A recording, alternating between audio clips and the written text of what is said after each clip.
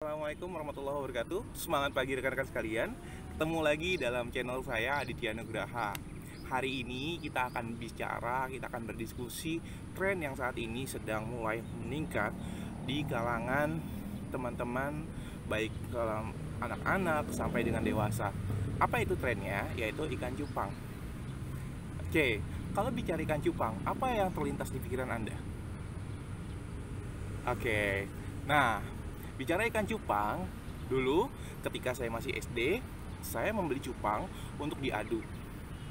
Dulu ketika saya beli cupang, saya memikirkan bagaimana ngedoknya. Ngedok itu apa ya? Marah ketika melihat lawan. Kemudian dulu mungkin ketika masih kecil saya hanya mengenal cupang Singapura atau cupang Slayer. Slayer itu yang beta yang saat ini sudah sangat mahal harga jualnya, dan cupang lokal. Nah, apa sih yang terjadi mengenai cupang? Hari ini kita akan berbicara bagaimana ikan cupang saja berani melakukan shifting. Dulu kita bicara cupang adalah bicara untuk diadu. Hari ini bicara cupang sudah mulai masuk ke arah ikan hias yang diperlombakan. Walaupun dulu sudah dimulai, tapi tidak begitu banyak. Tapi hari ini itu porsinya lebih banyak, persentasenya lebih banyak. Mereka memperlombakan ikan cupang ini menjadi sebuah kontes. Dan hari ini sangat fantastis. Rekan-rekan saya itu sampai jutaan membeli cupang. Nah, hari ini kita akan bahas bagaimana sih inspirasi bisnis dari cupang. Cupang sendiri ada 5 fakta yang harus diketahui oleh rekan-rekan sekalian. Yang pertama, cupang ternyata mempunyai banyak spesies. Kebetulan kakak saya itu mempunyai beberapa ikan cupang.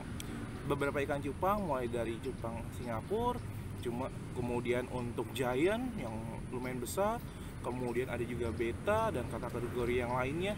Nah, itu beberapa jenis cupang yang saat ini sedang besar, saat ini sedang diminati oleh rekan-rekan sekalian yang ada di pasar. Nah, apa sih yang menarik dari ikan cupang? Yang pertama, banyak jenisnya. Ikan cupang ini banyak jenisnya. Yang kedua, cupang ini dari Asia Tenggara, biasanya dari Singapura, Thailand, atau dari Indonesia sendiri. Itu hanya berlaku di Asia Tenggara. Tapi ternyata pada hari ini itu cupang sudah dikenal secara luas. Oleh karena itu potensi pasarnya sangat besar. Fakta ketiga adalah cupang ini sangat menjaga teritorialnya.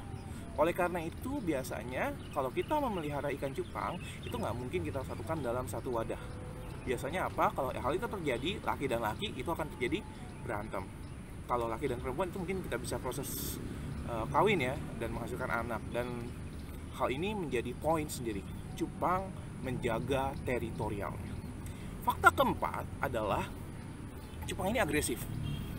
Mungkin rekan-rekan kalau mempunyai 2 ikan cupang didekatin 2 toples atau 2 wadah tersebut saling berhadapan, dia akan langsung agresif menyerang. Walaupun dia tahu itu kaca, walaupun dia menganggap itu lawan yang ada di depannya. Cupang itu agresif, keempat. Dan fakta kelima adalah cupang mudah untuk diternak. Cupang mudah untuk dipelihara, mudah sekali. Dulu waktu masih SD, saya nggak berpikiran untuk membeli pakan, nggak. Yang tugas saya adalah setiap hari saya harus cari incu. Itulah sebabnya dulu orang tua sangat melarang. Karena apa? Incu-incu tersebut kalau tidak dimakan cupang, itu akan menjadi jentik nyamuk dan akibatnya memberikan efek lain. Nah, apa sih dari 5 fakta ini yang bisa kita pelajari? Begitu juga dengan bisnis. Jadi, banyak spesies, mungkin kita berada di red ocean. Kita mungkin berada di dalam suatu area di mana banyak pesaing. Tapi ingat, seperti halnya cupang akan berharga mahal ketika melakukan hal yang kedua, yaitu apa? Mempunyai diferensiasi. Ketika banyak spesies, ketika banyak pesaing di kita, lakukan diferensiasi. Buatlah nilai Anda jauh lebih besar dibandingkan pesaing Anda. Buatlah bisnis Anda mempunyai daya saing yang sangat kuat sehingga Anda menjadi market leader di dalam bisnis Anda. Fakta yang kedua, local to global. Di masa pandemik ini, banyak hal yang bisa kita lakukan. Sebagai contoh, untuk teman-teman yang mempunyai usaha di bidang herbal, teman-teman mungkin saat ini masih berlaku di lokal.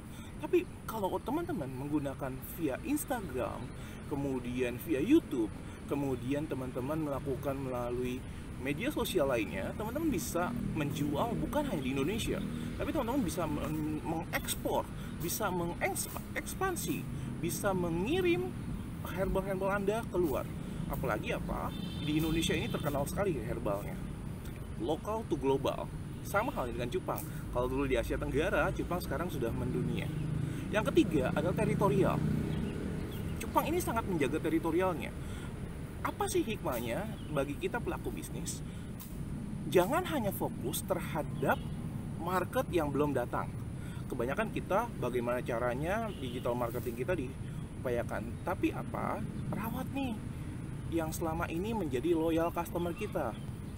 Customer service kita, bagaimana melayani customer kita.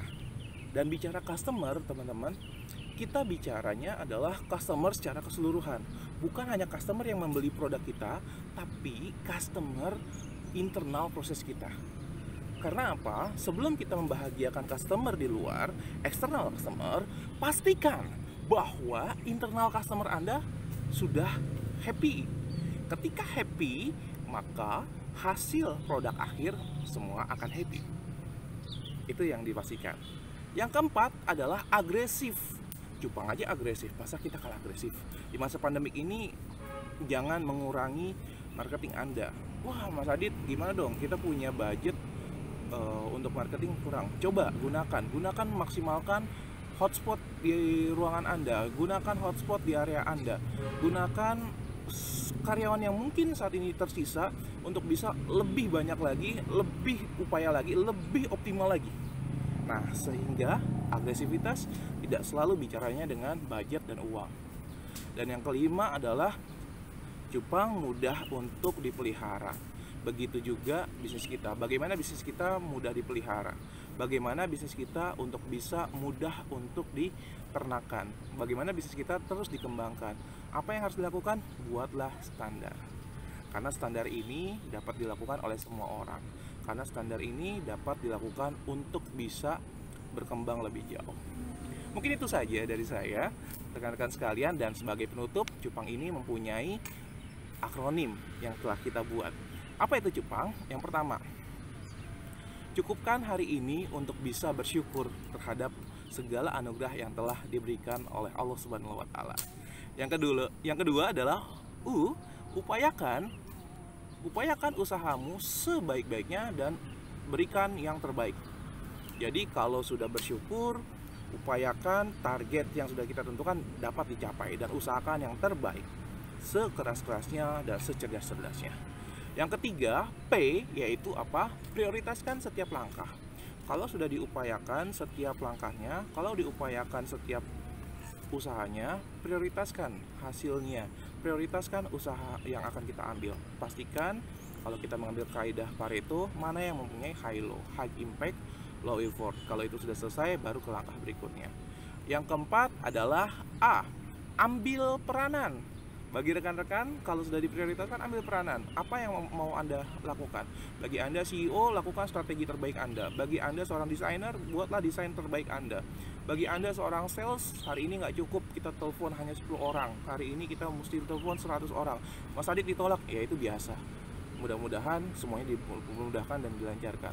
Mas Adit budgetnya nggak ada, ya udah kita cari cara yang terbaik. Kreativitas, apa yang bisa kita lakukan, kita lakukan. Dan yang berikutnya adalah N, yaitu naikkan level secara bertahap.